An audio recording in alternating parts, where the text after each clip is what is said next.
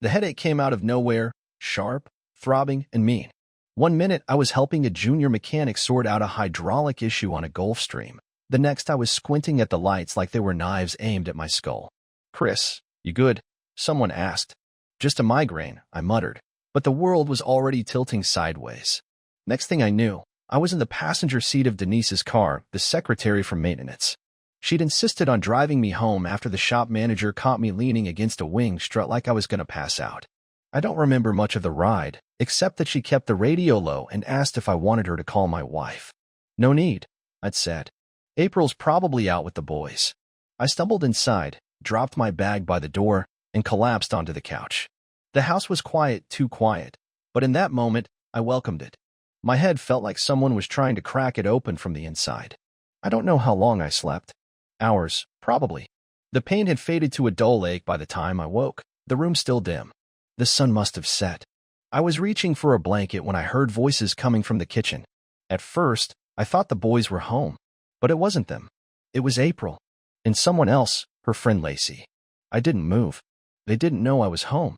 I'm telling you, April's voice floated down the hall, low but distinct. It's like being alive again.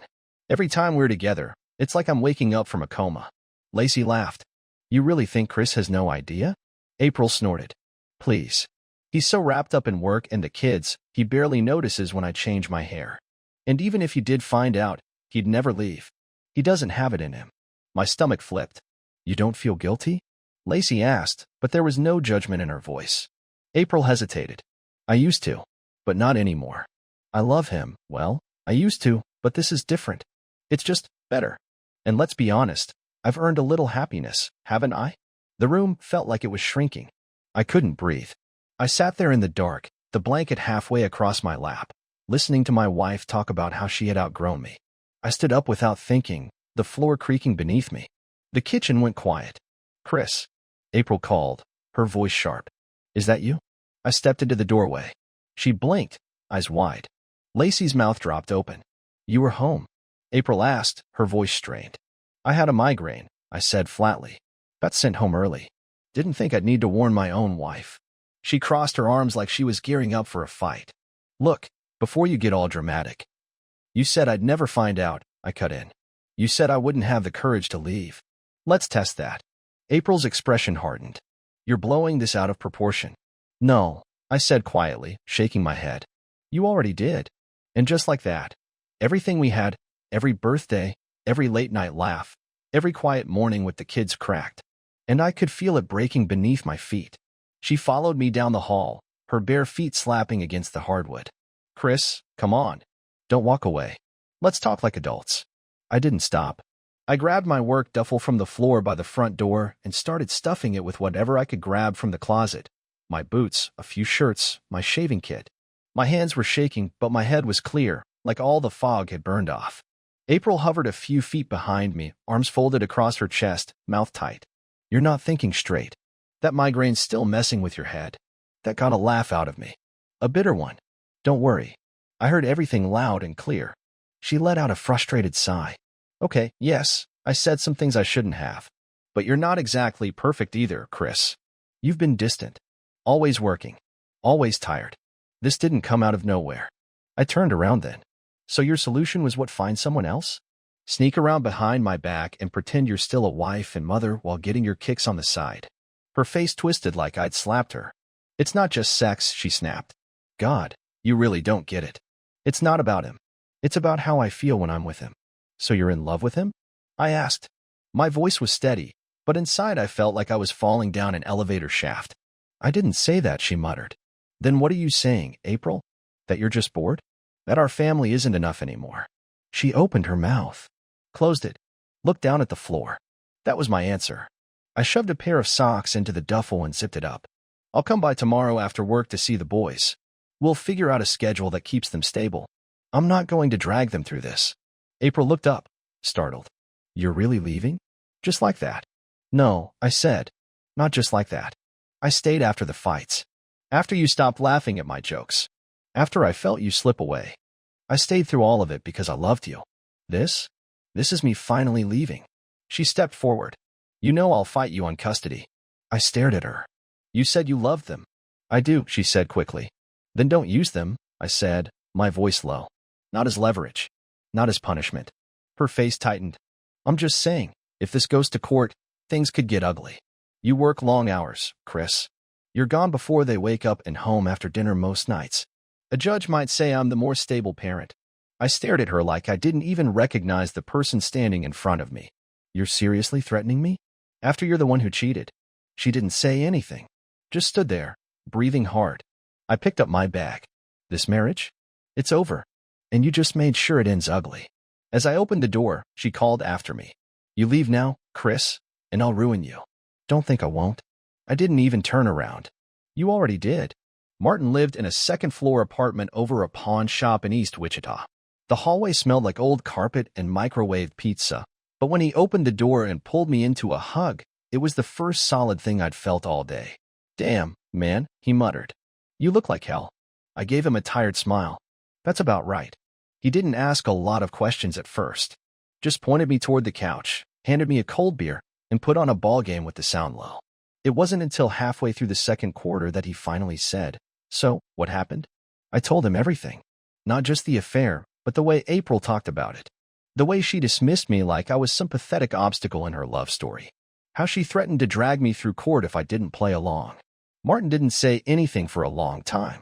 He just sat there, jaw tight, one hand gripping his beer like it owed him money. She really said you wouldn't have the guts to leave? He finally asked. Yeah, I said. Right before she reminded me she'd take the kids if I tried. Martin shook his head slowly. That's some cold-blooded stuff. I always knew she had a mean streak. But this, he looked over at me. You sure you're okay staying here for a while? I don't have a plan, I said. I just needed out of there. Well, this ain't the Ritz, he said, gesturing around his small place. But you've got a bed, hot water, and no one lying to your face. I gave a half-smile. That's already a major upgrade. We sat in silence for a bit. Then Martin leaned forward, elbows on his knees. You want to know who it is? What? The guy she's screwing. I looked at him. You can find that out? Martin gave me a lopsided grin. You forget who I used to work with? I've still got friends at the docks, at the union office, even a guy who does IT work for the school district. They hear things. People talk. I hesitated. Part of me didn't want to know. Knowing would make it real, would make it worse. But another part of me, the part that had been kicked in the gut by the woman I'd loved since I was 23, wanted a name. A face. Something I could point to and say that. That's where it all went to hell. Martin read my silence and nodded. I'll make some calls. Discreet ones. You don't have to. I want to, he cut in. Nobody screws over my brother and walks away whistling. We clinked our beers together, and that night we made a quiet pact. We wouldn't let this thing beat me. April could have her lies, her threats, her smug little affair. But we were gonna drag the truth into the light. One step at a time. It only took Martin 3 days. I came back to the apartment after a late shift at the hangar, greasy and dog-tired, to find him at the kitchen table with a manila envelope sitting in front of him like it was ticking. He looked up. You might want to sit down. I didn't. I just stared at the envelope. You sure you want to know? He asked. I nodded slowly. He pushed it toward me without a word. Inside were printed pages, screenshots, photos, a social media profile, even a copy of a lease agreement. Right at the top of the first page, Darren Caldwell. I'd seen the guy before. Flashy smile. Suits that didn't fit quite right but looked expensive from a distance.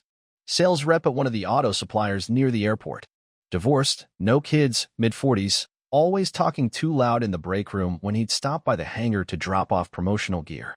He was a known type, thought he was God's gift because he drove a BMW and had a high-limit company credit card. The kind of guy who preys on people who are bored, or lonely, or looking to feel something new. Below his name was a list of dates. April had visited him twice a week for the past month. A neighbor from his complex even mentioned she saw her car parked there after hours. I sat down hard. Martin was watching me, arms crossed. You know him? Yeah, I muttered. He used to hit on the women in procurement. They called him Discount Bond. Thought he was smooth, but he always came off cheap. Figures. I flipped to the next page. More photos, April walking into Darren's apartment building.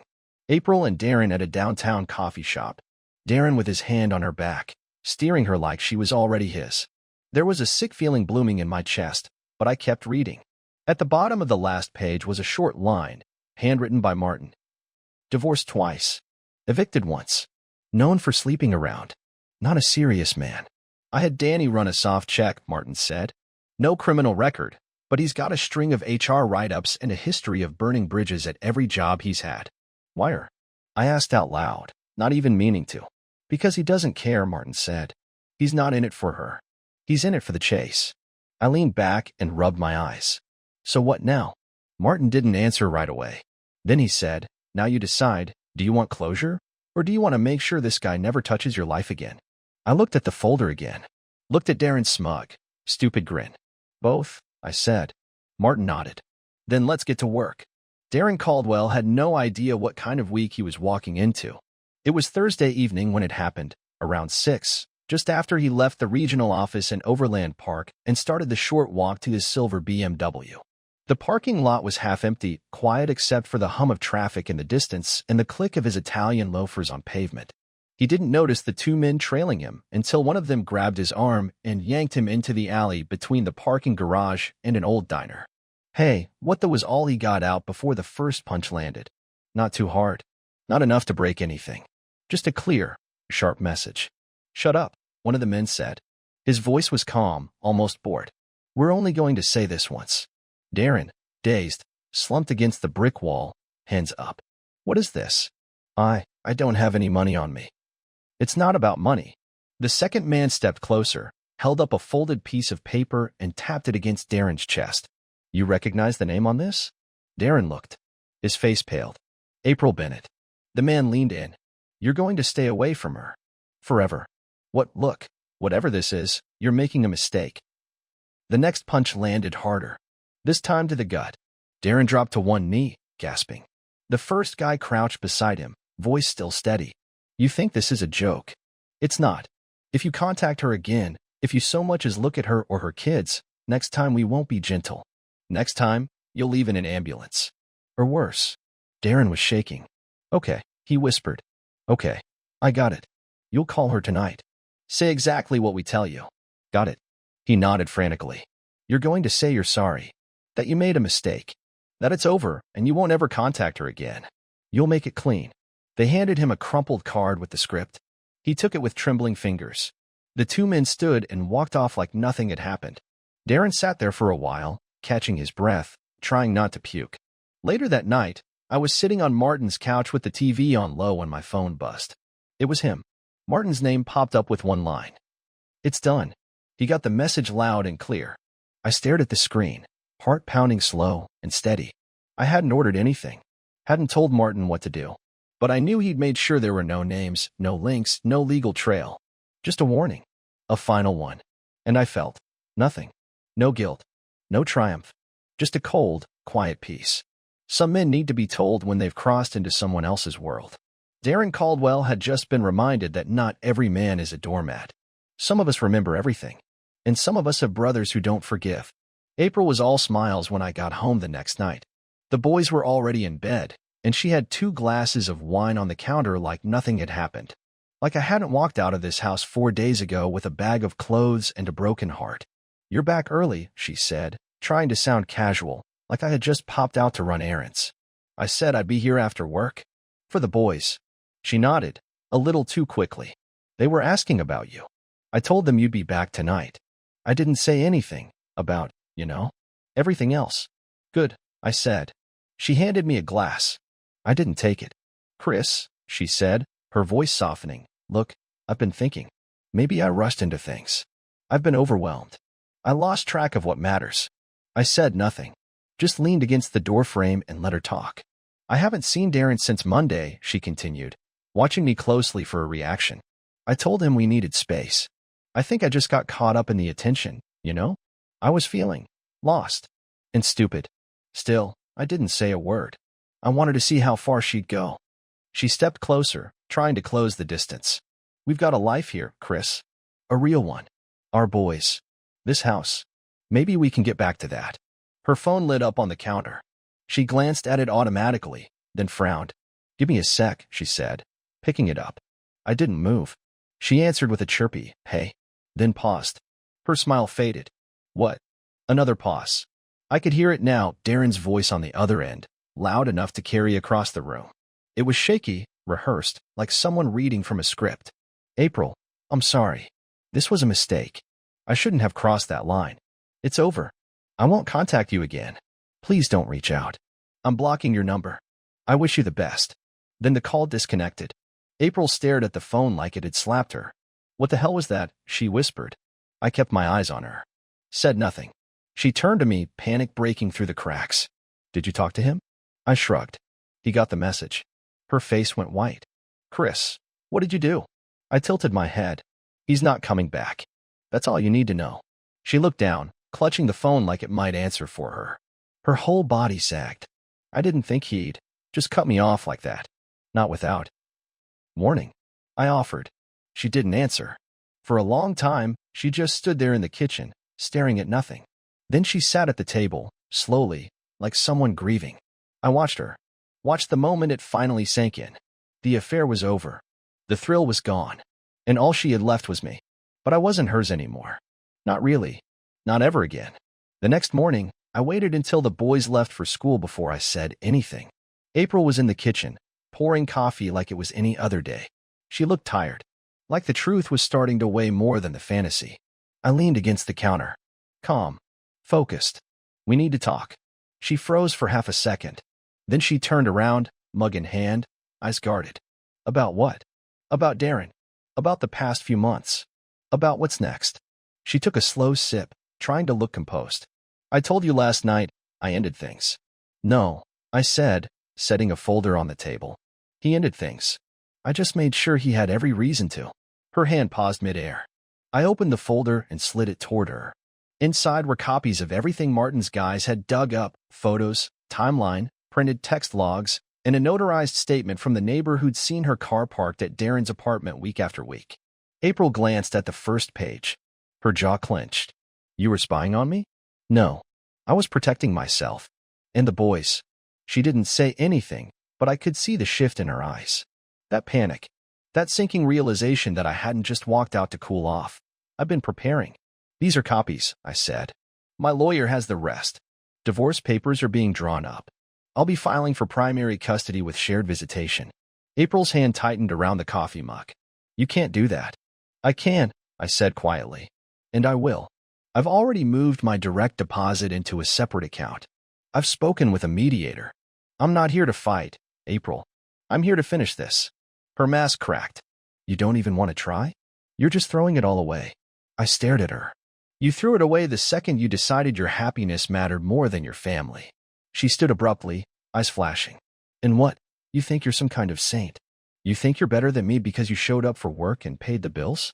You were checked out for years, Chris. You made me feel invisible. I didn't flinch. Then you should have talked to me, not whispered about how I'd never have the courage to leave. Her lips parted, stunned. Yeah, I said. I heard it all. That day on the couch. You and Lacey, talking like I was a ghost in my own home. She looked away. I stepped closer, lowering my voice. You said I'd never leave. That I didn't have the guts. That I'd cling to the marriage no matter what you did. April didn't respond. Well, I'm gone, I said simply. And I'm not coming back. She swallowed hard. And the boys? You tear their lives apart just to punish me? I'm not punishing anyone, I said. They deserve stability. They deserve a parent who puts them first. April sank back into her chair, her face pale, eyes glassy. For the first time, I saw fear. Not rage. Not defiance. Fear. I picked up the folder, tapped the cover once, and turned to leave. At the doorway, I looked back. You backed me into a corner, April, I said. And you forgot what cornered men do. Then I walked out. And I didn't look back. I didn't move back into Martin's place. I found a quiet, two-bedroom rental across town, nothing fancy, but close to work and the boys' school. I painted the walls myself. Bought a second-hand couch. Put up pictures of the kids on the fridge. It wasn't home yet, but it would be. The first week, I saw the boys every evening after work. Just for dinner and homework help. April didn't fight it. She looked too tired to. She dropped them off without saying much, like a babysitter doing her job. The boys adjusted fast. Too fast, maybe. Kids are more resilient than we give them credit for, but they notice everything. Kyle, my oldest, asked if I'd be staying in the new place forever. I don't know, I told him honestly. But I'll always be here. Wherever here is. He nodded, then just kept building his Lego tower like nothing was different. At work, people noticed the change. I wasn't the same. I wasn't joking around in the break room or staying late to fix every little thing. I was focused, clear, serious. Everything good, boss? One of the guys asked me on a Thursday afternoon. Getting there, I said. That was the truth. I wasn't okay, not fully, but I wasn't broken anymore. Martin came by with pizza one night, dropped it on the counter, and looked around the place. Not bad, he said. Could use a real TV. I'm saving up, I told him, smirking. He sat down, cracked open a beer, and handed me one. Lawyer said April hasn't filed a response yet. Probably trying to wait you out. She's always been more reactive than strategic, I muttered. She's still trying to reach you? I nodded. 3 texts this week. One said she's not the person I think she is. Another said she was just lost. And last night she sent one that just said, please. You answer any of them? I shook my head. I don't need an apology. I need peace. Martin clinked his bottle against mine. Then keep doing what you're doing.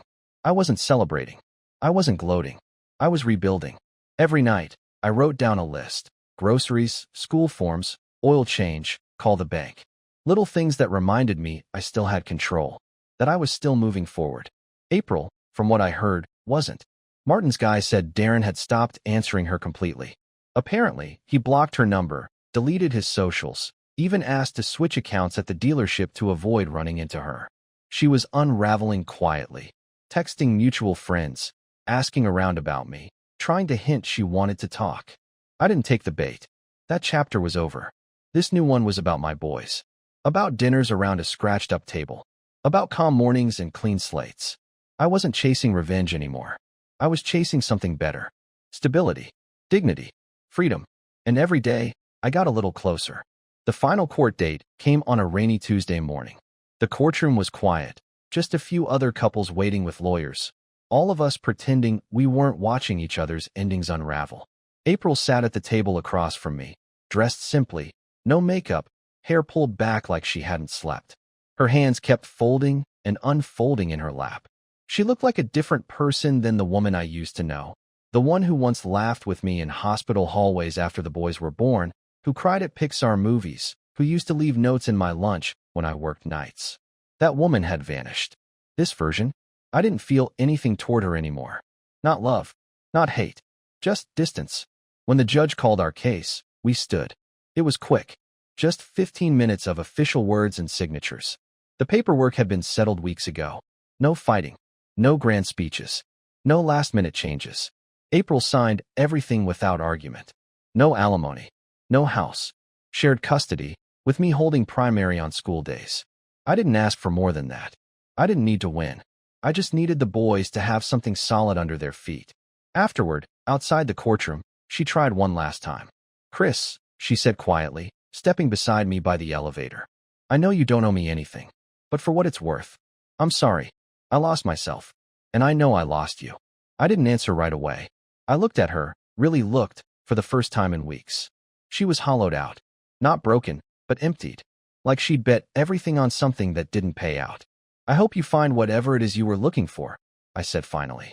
She nodded once, then stepped back. Take care of them. Always.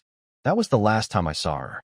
The next week, I moved into the new house, small but clean, with a fenced backyard and a short walk to the boys' school. Martin helped me carry in the couch. Cal helped pick out curtains. Ben picked the color for the bedroom walls, bright blue. A few days later, a letter came in the mail. No return address. Just one page. Chris, I won't contact April again. I've deleted her number, her photos, everything. Tell your brother I got the message. DC. I folded it once and dropped it in the trash. The boys adjusted quicker than I expected. Homework at the kitchen table. Saturday pancakes. Backyard soccer. They didn't ask many questions. Kids always care more about what is than what was. And me? I got up every day, made breakfast, packed lunches, went to work. I came home to drawings on the fridge, mismatched socks on the floor, and laughter that filled the house in a way it hadn't in a long time. One afternoon, I sat on the back porch with a cold drink, watching Kyle and Ben race around in the yard. The sun was going down, the sky streaked with orange. And for the first time in what felt like forever, I felt whole. No drama, no noise, just peace. The past was over. And the future? It was already here.